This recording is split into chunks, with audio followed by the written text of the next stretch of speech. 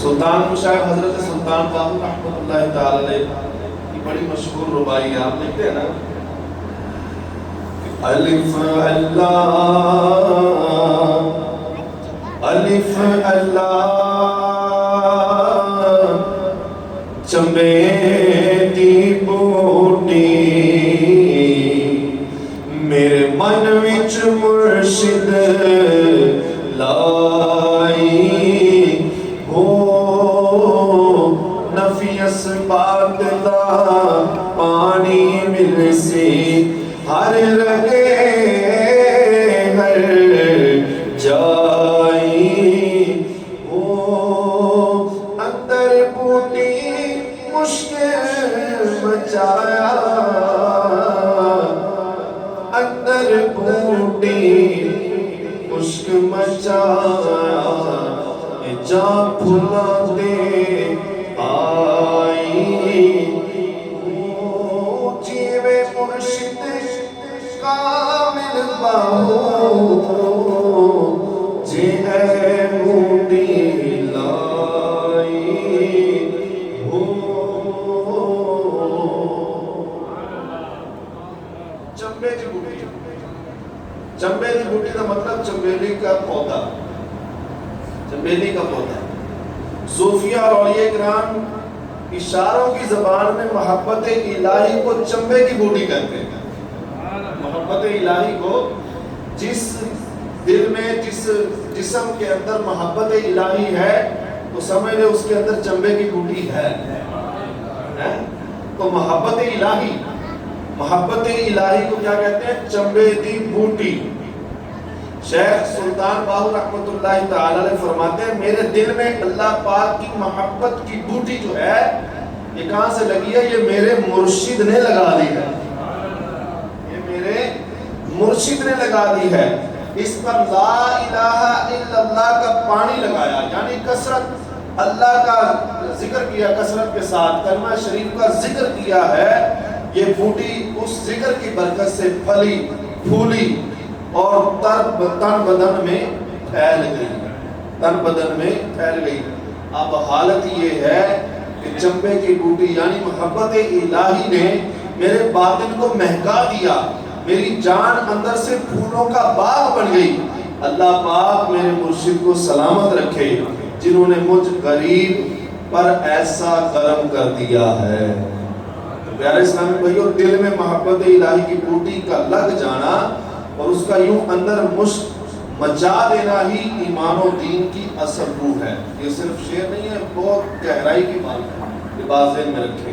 اللہ پاک نے قرآن مجید میں فرمایا صبغۃ اللہ، اللہ کا رنگ، اللہ کا رنگ۔ ہمارے ہاں عموماً کہتے ہیں فلاں پر فلاں کا رنگ چڑھ گیا، بیٹا غلط کاموں میں پڑ جائے تو کہتے ہیں برے دوستوں کا رنگ چڑھ گیا، نیک نمازی بن جائے تو کہتے ہیں اچھے دوستوں کا خوب رنگ چڑھا ہے، کچھ عادتیں بچے کی فطرت اور طبیعت کا حصہ تو کہتے ہیں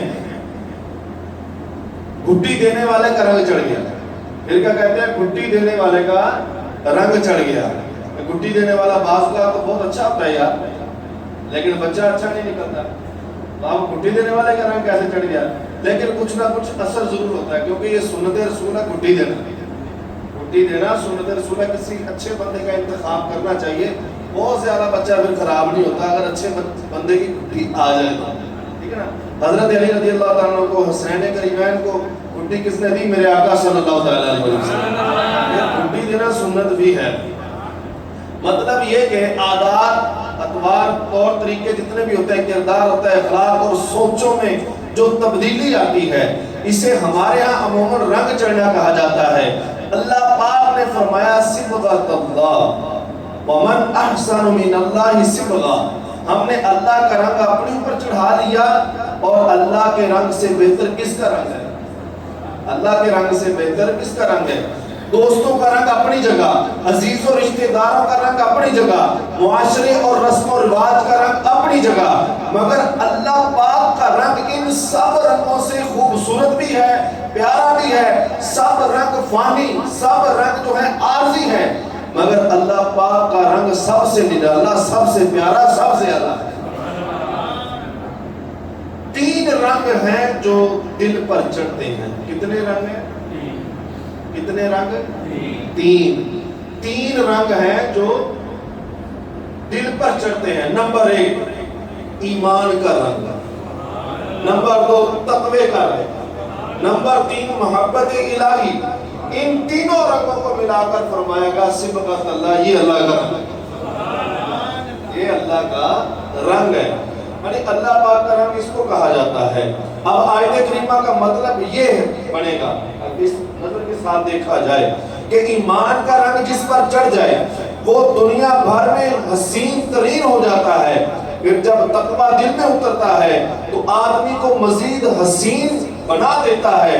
اور جب اللہ پاک کی محبت سے دل سرشار ہو جائے تب تو آدمی نہایت اعلیٰ ترین اور بلند مقام پر پہنچ جاتا ہے. یہ تین رنگ ہیں جو اللہ کے ہیں. روایت میں ہے ایک مرتبہ رسول بے مثال بی بی آمنہ کے لال صلی اللہ علیہ وسلم سفر میں تھے. صحابہ کرام علیہ رضوان کی بڑی تعداد بھی ساتھ تھی. اس دوران ایک صحرا سے گزر ہوا، دور دور تک پانی کا نام و نشان نہیں تھا. صحابہ کرام علیہ رضوان کو شدت کی پیاس لگ گئی، موت سروں پر منڈلانے لگی. مگر فکر کی کیا بات تھی کہ مالک کوثر ساتھ ہے. فکر کی کیا بات تھی؟ مالک کوثر رسول ہاشمی صلی اللہ علیہ وسلم ساتھ تھے. کسی شاعر نے کیا خوب کہا ہے، کسی کو حالات کیوں بتائیں، کسی کو حالات کیوں بتائیں،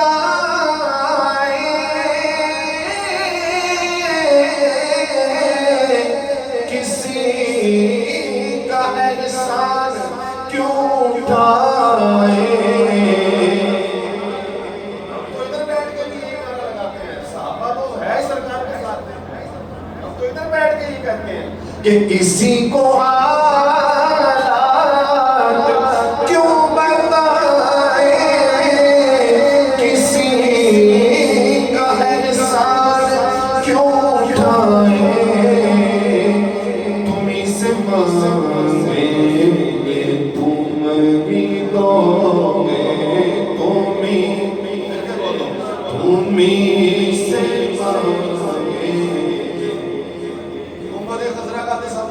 سرکار کے روزے کا تصور کر کے ذرا یہ مل کے پڑھیں. تمہیں سے مانگے تم ہی دو گے، تمہیں سے مانگے تم ہی دو گے، کیونکہ تمہارے در سے لو لگی ہے، تمہیں سے مانگے.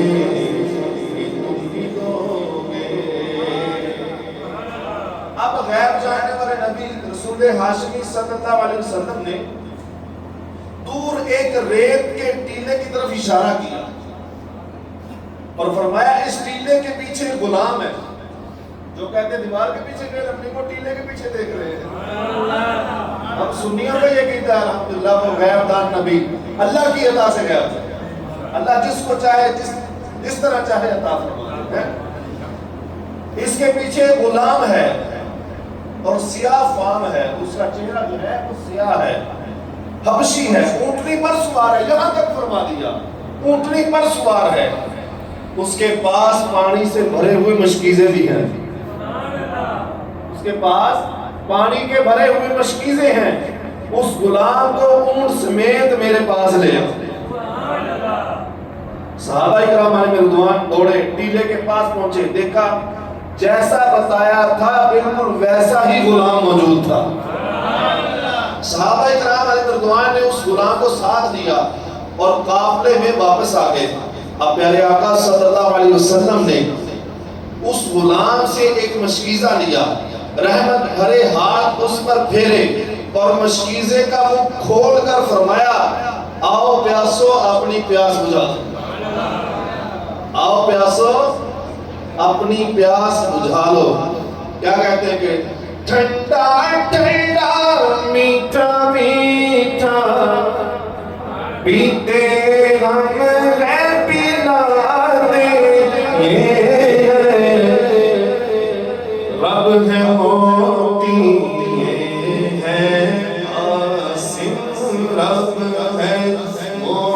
ہوتی یہ ہے قاسم، رزق اس کا ہے کھلاتے ہیں، کہ رب ان کو عطا کرتا ہے، یہ آگے تقسیم کرنے والے ہیں۔ سبحان اللہ۔ چھوٹا سا مشکیزہ تھا، سینکڑوں صحابہ تھے، سب نے اسی ایک مشکیزے سے خوب سیر ہو کر پانی پیا، اور پیا نہیں، اپنے برتن بھی بھر لیے۔ ابھی مشکیزے میں پانی پہلے کی طرح موجود تھا۔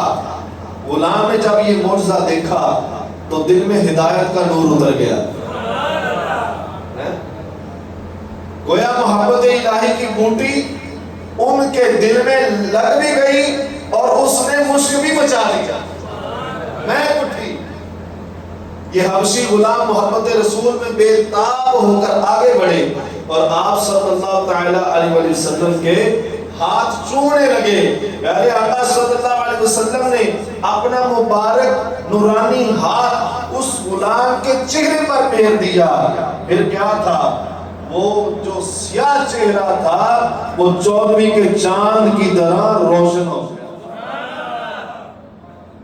اب اس غلام نے کلمہ پڑھا اور صحابی رسول بننے کی سعادت پا لی۔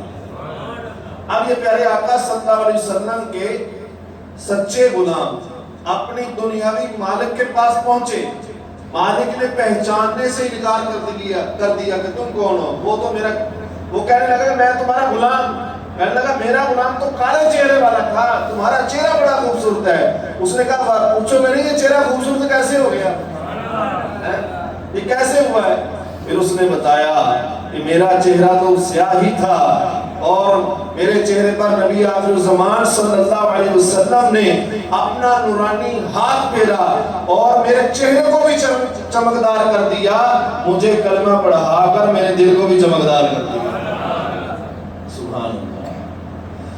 جو گدا دیکھو لیے جاتا ہے توڑا نور کا، جو گدا دیکھو لیے جاتا ہے توڑا نور کا، نور کی سرکار ہے کیا اس میں توڑا نور کا، میں گدا تو بادشاہ۔